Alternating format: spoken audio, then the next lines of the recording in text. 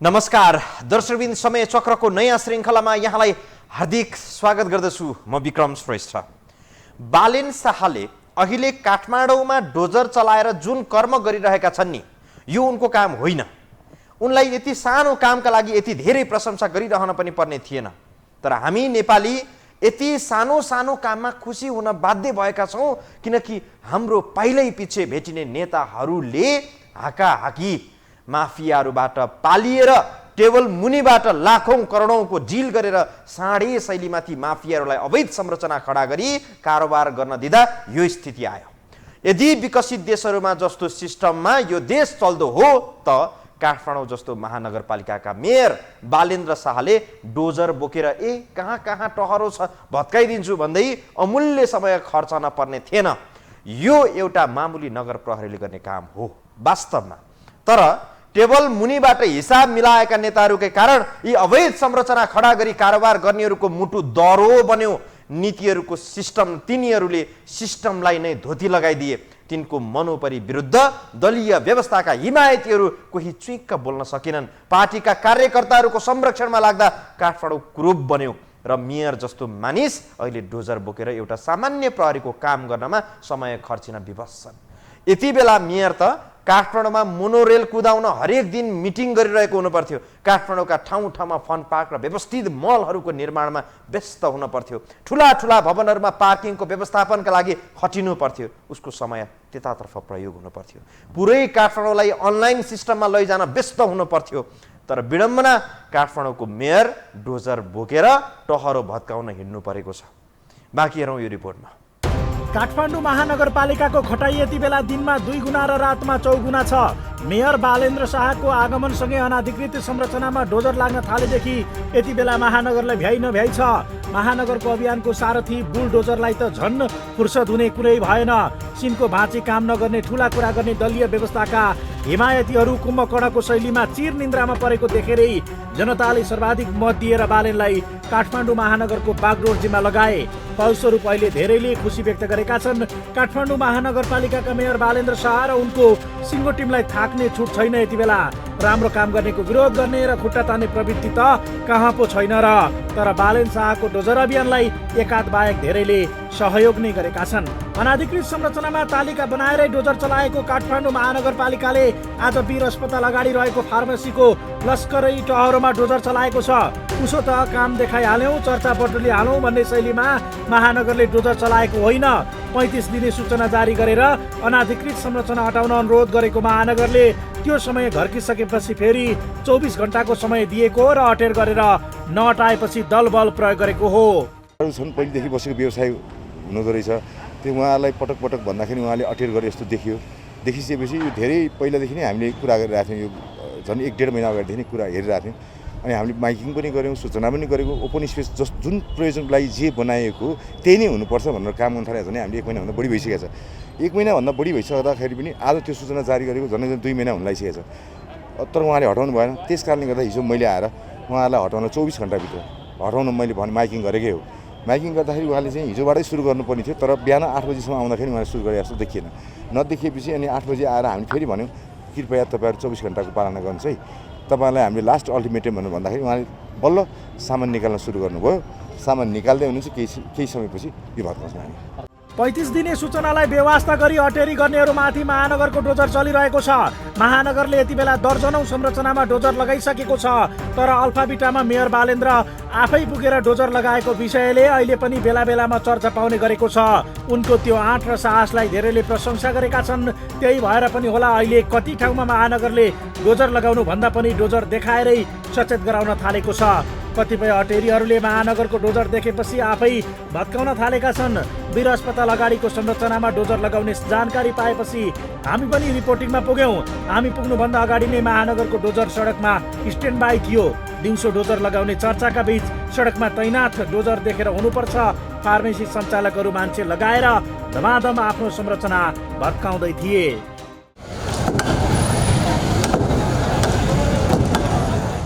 यसले पनि के संकेत गर्छ भने सुरुवाती चरणमा आफै सडकमा निस्केर डोजर लगाएका मेयर बालेनको यति बेला इसारै काफी छ। मेयरको इसारासँगै पछिल्लो समय महानगरको डोजर नै भारी पर्दै गएको बुझिएको छ। कुनै बेला महानगरका प्रहरी देख्दा आयल हुने व्यापारीहरू यति बेला महानगरको डोजर देख्दा तर्सिन थालेका छन्। एउटा पाटोबाट हेर्दा कानुन प्रयोग गरेर महानगरले डोजर चलाए पनि व्यावहारिक रूपमा भने यो आतंक हो। चाडबाडको मुखमा मानवीयता नै नभएको शैलीमा 24 घण्टे अल्टिमेटम दिएर डोजर चलाइनु ज्यादती भएको व्यापारीहरूको गुनासो छ। आउँछन् वीर हस्पिटलमा भित्र एउटा फार्मेसी छ, त्यो फार्मेसीमा जम्मा 40% औषधि मात्रै एभाइलेबल छ। अहिले गएर सोध्यो थाहा पाउनुहुन्छ हजुरहरूले। र यो बिरामी कुरुवा 500 बेडको हस्पिटल हो टोटल। अब त्यो बिरामीहरूले कहाँ गएर औषधि किन्ने हो थाहा छैन। यहाँ भोलिदेखि कति बिरामी मर्ने हुन् औषधिको कारणले थाहा छैन। यहाँको बिरामी टिचिङसम्म पुगेर औषधि ल्याउन्जेलसम्म आइसियुको बिरामी हजुरै भन्नुहोस् लाइफ सेभिङ ड्रगहरू कसरी पुर्याउन सक्छ? हस्पिटलमा अहिले कुनै पनि लाइफ सेभिङ ड्रगहरू छैन, 2-4वटा बाहेक। अहिले भित्र हस्पिटलमा नि एकचोटि फार्मेसीसँग सोध्नु होला, केही पनि छैन। महानगरले आज डोजर चलाएको ठाउँमा नक्सामा बगैँचा बनाउने उल्लेख छ, तर वर्षौंदेखि फार्मेसी सञ्चालन भइरहेको थियो। कानुन विपरीत फरक उद्देश्यका लागि अनाधिकृत संरचना निर्माण भएपछि महानगरले डोजर चलाएर भत्काएको हो। वीर अस्पतालले सो क्षेत्रमा सञ्चालित फार्मेसीबाट भाडा उठाउँदै आएको थियो। अस्पतालले नक्सा पास गर्दा बगैँचा बनाउने भनेको जग्गामा फार्मेसी सञ्चालन भएको पाइएपछि महानगरको डोजर चलेको हो। अनाधिकृत संरचना भत्काउनु अघि महानगरले एकपटक सूचना दिने गरेको छ। संरचनाको पहिचान भने महानगरमा आउने सूचना, जनप्रतिनिधिबाट प्राप्त जानकारी, नगर प्रहरीको सूचना, आउने उजुरीहरूको आधारमा गर्ने गरिएको छ। ती संरचनाको वस्तुस्थिति बुझ्न र त्यसलाई भेरिफाई गरेपछि नगर प्रहरीले माइकिङ गर्ने गरेको छ। माइकिङ गरेको भोलिपल्टदेखि जुनसुकै समयमा ती संरचना महानगरले भत्काउँदै आएको छ। कतिपयले भने हचुवाको भरमा आतंकित पार्ने गरी महानगरले डोजर चलाएको भन्दै विरोध गरिरहेका छन्। वास्तवमा काठमाडौँको मेयरको स्तरको काम गर्न चाहिँ पाएका छैनन्, किनकि काठमाडौँलाई असक्षम व्यक्तिहरूको वर्षौंदेखिको राजले धमिरो लगाएर भग्नावशेष बनाइसकेका रहेछन्। सानाभन्दा साना काममा मेयरको समय बर्बाद बनेको छ, तर पनि जनता खुसी छन् उनको कामलाई देखेर। एउटा प्रधानमन्त्रीले आँट गरेर काठमाडौँको अवैध संरचना हटाउने स्थिति बनेन। काठमाडौँको नदी, सडक, सार्वजनिक अन्य जग्गा साराका सारा माफियाहरूको कब्जामा गइसकेको थियो, जहाँ प्रधानमन्त्रीले पनि कार्यकर्ताको पालन पोषण गर्दा समयमा उसले काम गर्न सकेन, हिम्मत जुटाउन सकेनन्। हुँदा फुटपाथ समेत साना साना व्यवसायीको कब्जामा गइसकेको थियो। अहिले साँझपख काठमाडौँका फुटपाथहरूमा हिँड्नुभयो भने खुला फुटपाथले खुब गजबको आनन्द दिनेछ तपाईँलाई। नदीको दोहन गरेर रजाई गरेकाहरूको पर्खालहरूमा डोजरका दाँत गाडिँदा, चिथोरेर माफियाहरूको हालीमुहालीमा धक्का प्रहार गर्दा वास्तविक नागरिकलाई क्या स्वाद परेको छ। यस्ता बालेनहरू मङ्सिर 4 पछि संसदमा अरू थुप्रै पुगुन् भन्ने कामना गरिरहेका छन् जनताले। हामी बाँकी प्रसङ्ग जोड्नेछौँ ब्रेकपछि।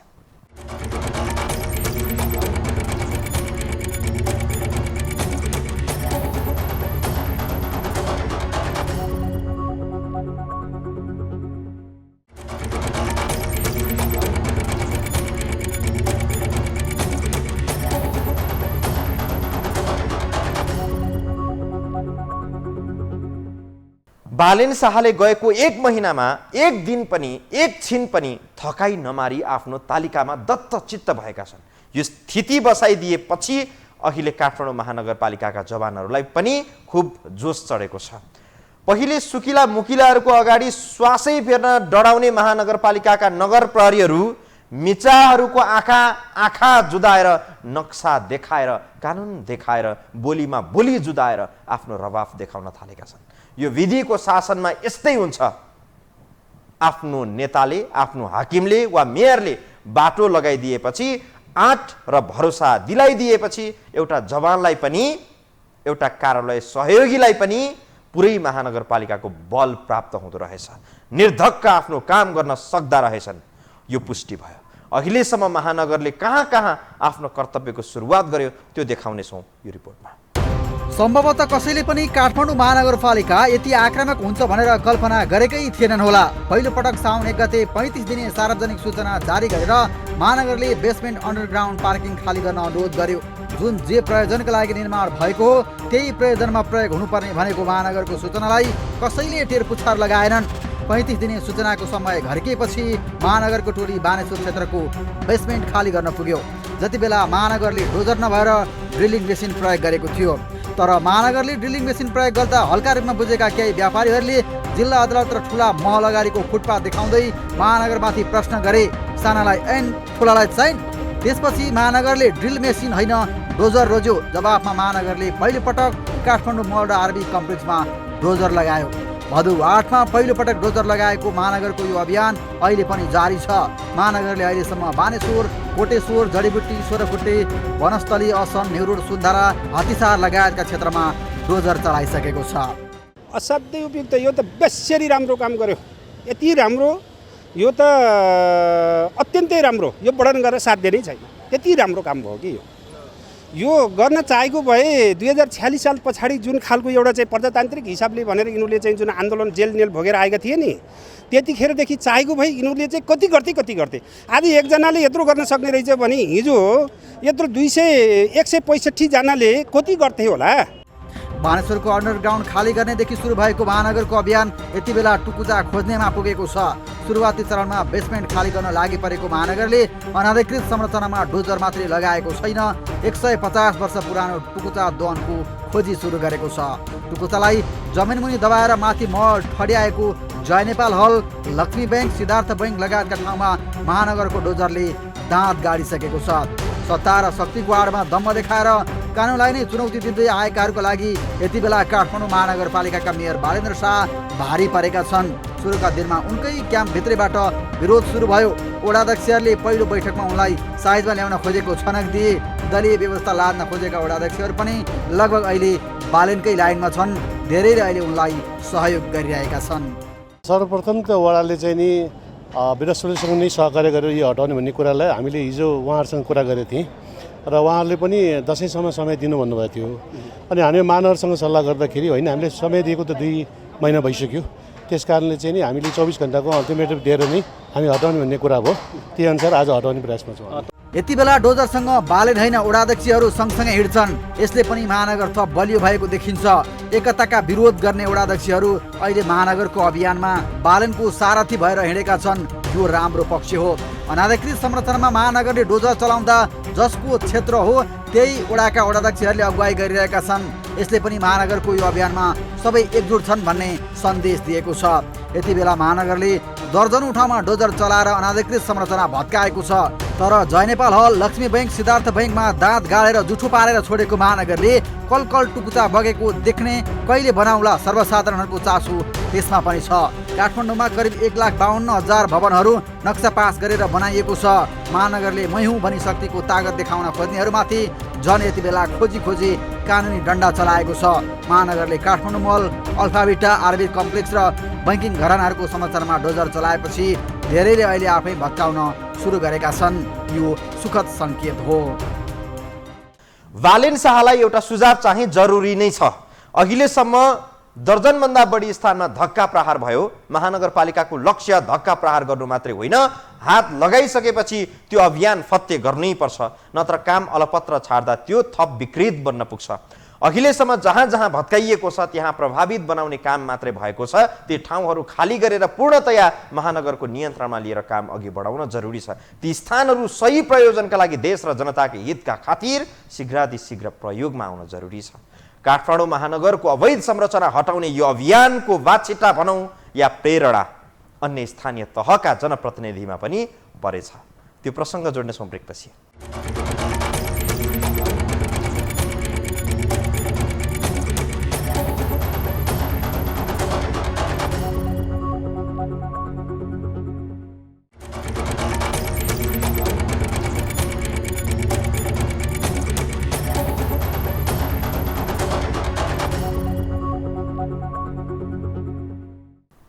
अस्ति भर्खर हो काठमाडौँ महानगरपालिकाको कार्यपालिकाको बैठकमै मेयरको आलोचना, विरोध या असहयोगको अभिव्यक्ति दिने अन्य जनप्रतिनिधिहरूको कार्यशैली देखिएको।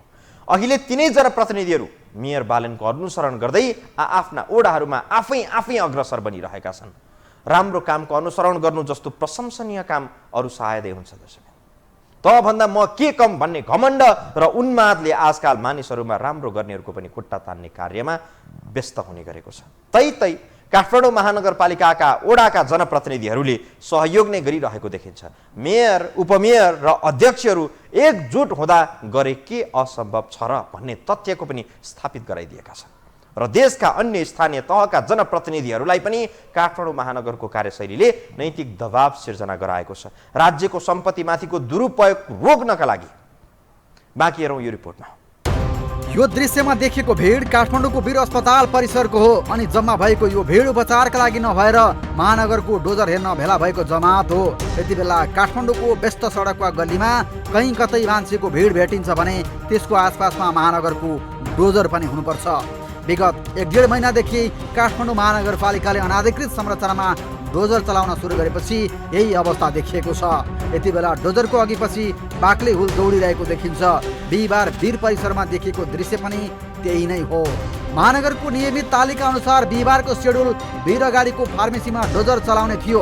अनाधिकृत रूपमा बनेका संरचना हटाउन महानगरले पूर्ववत जानकारी गराएको थियो, तर अटेर गरेपछि महानगरको तालिका फेरिएन। अन्ततः डोजर लगाएर संरचना हटाइयो। महानगरको डोजर चल्दा रमिते बनेकाहरूको लागि त रमाइलो हुने नै भयो, तर आफ्नो व्यवसाय गुम्दै गर्दा सञ्चालक र कामदारहरूको अनुहार भने मलिन देखिन्थ्यो। उनीहरू भन्दै थिए, हामीमाथि अन्याय भयो। खाए खा नखाए घिचको शैलीमा महानगरले 24 घण्टाको समय दिएर डोजर चलाउनु दादागिरी हो। हिजो बेलुका 4 बजे आउनुभयो होइन, हाम्रो महानगरीय प्रहरीहरू हुनुहुन्छ नि, अब जस्तो उहाँहरू आएपछि भोलिसम्ममा हामीलाई खाली गरिदिनु भन्नुभयो। त्यसरी हामीलाई त कुनै पनि जानकारी भएन होइन। लिखित रूपमा कुनै अब हस्पिटलको होइन, माथि प्रशासनबाट पनि कुनै त्यस्तो लिखितहरू पनि केही पनि आएको छैन। एक्कासी आउनुभयो र गुन्डागर्दी शैलीमा बालेन राज भनौँ न, अब अहिलेको बालेन राज गुन्डागर्दी शैली नै भनौँ यो। काठमाडौँ महानगरको कामलाई यति बेला धेरैले अनुसरण गरेका छन्। छिमेकी महानगर उपमहानगरपालिकाले मेयर बालेनको सिको नै गरेका छन्। केही दिन अघि ललितपुर महानगरपालिकाले मापदण्ड विपरीत बनाएका संरचना हटाउन आग्रह गरेको थियो, तर आग्रहलाई व्यवस्था गरेपछि ललितपुर महानगरपालिकाका मेयर श्रीबाबु महर्जन पनि आफ्नै एक्सनमा उत्रिए। अवैध रूपमा बनेको संरचना नहटाइएपछि ललितपुर महानगरपालिकाले लगनखेल स्थित मन्जुश्री पेट्रोल पम्प सिल नै गर्यो। बालिन शाहको एक्सनले स्वतन्त्रबाट निर्वाचित भएका मेयर मात्र होइनन्, दलीय रूपमा जनताबाट निर्वाचित भएका जनप्रतिनिधिहरूलाई काम गर्न ऊर्जा मिलेको छ। तर आँखा खुलाएको त बालिन शाहले भन्नुपर्छ। तर हामीले पहिलेदेखि गरेको छौँ। 1 देखि 29 वडामा हाम्रो काम छ नि, अगाडि बढिरहेको छु। तर यो जनप्रतिनिधिलाई गाह्रो हुने रहेछ, किन हामी दलीय व्यवस्था भयो, उहाँ स्वतन्त्र भएको हुनाले अलिक खुल्ला रूपले हिँड्नुभयो। काठमाडौँ महानगरपालिकाका मेयर बालेन शाहले खास गरी भूमिगत पार्किङ अवैध रूपमा नक्सा पास बिना बनेका संरचना तत्काल खाली गराउने अभियान थालेपछि यसको तरङ्ग अहिले देशभरि नै फैलिएको छ। काठमाडौँ महानगरपालिकापछि पोखरा महानगरपालिकाले एक सूचना मार्फत पार्किङ प्रयोजनका लागि नक्सा स्वीकृत गराएर पछि भूमिगत पार्किङको ठाउँमा अवैध रूपमा व्यापार व्यवसाय गरेको भए खाली गराई पार्किङमै लगाउन 35 दिने सूचना जारी गरेको छ। उपत्यकाभित्रै पनि किमी नगरपालिकाले केही दिन अघि अवैध रूपमा बनाइएको संरचना हटाउन सूचना प्रकाशित गरेको छ। 35 दिनभित्र अवैध संरचनामा व्यापार व्यवसाय गरेको भए हटाउन चेतावनी दिएको हो। शाहको कामबाट दलीय रूपमा निर्वाचित भएका जनप्रतिनिधिहरूलाई पनि चुनौती थपिएको छ। राज्यको हजारौं बिघा जमिन हडपेर अवैध संरचना बनाएर मुलुकलाई अरबौंको नोक्सान पुर्याउने माफियाहरू यो देशमा हरेक नेताले पालेर राखेका छन्। दर्शकबिन, दुःखको कुरा, राज्यको सम्पत्तिमा आँखा चिम्लिदिए बापत, कलम घुमाइदिए बापत ठुलै पुरस्कार हात पार्ने अनि तै चुप मै चुप हुनेहरूकै कारण राज्य खोक्रो बनेकोमा दुई मत छैन। त्यसैले अहिले स्वतन्त्र रूपमा विजयी भएका मेयरबाट केही थिति बसेको जनताले वाह वाही गरेको दृश्य मज्जैले दलीय नेताहरूलाई देखाउन र निर्वाचनबाट सबक सिकाउन पाए अलिकति भए पनि सच्चिने थिए कि भन्ने आशा चाहिँ पलाएको छ। अवस्था दर्शकबिन, आजलाई समय चक्र यति नै, बिदा दिनुहोस्। नमस्कार।